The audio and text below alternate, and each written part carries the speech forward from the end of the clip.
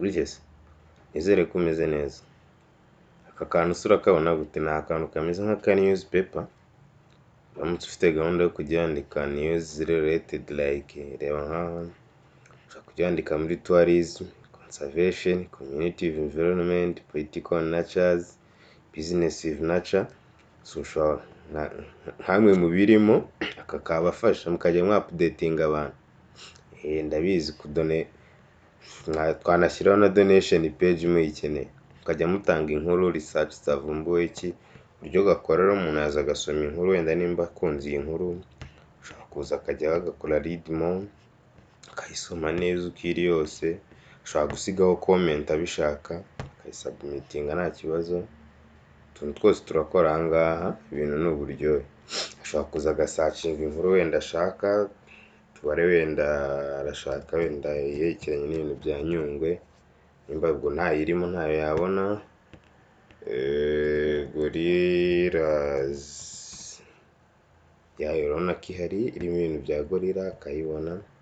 Ifite nyine features zose zikenewe za like za newspaper umuntu yakenera. Hari about page ushobora kuba wenda yajyaho logo yanyu hano, mission vision byose ukabihari, partners twazishyiraho na contact formula hari, utuntu twose turahari.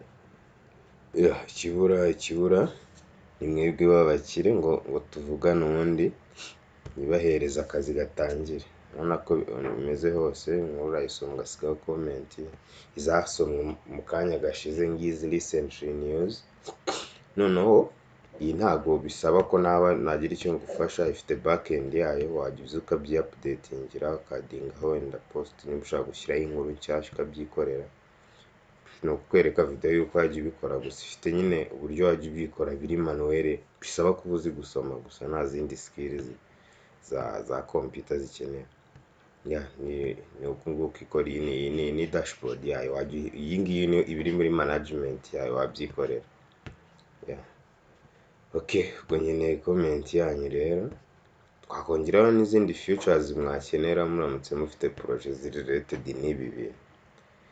Thank you.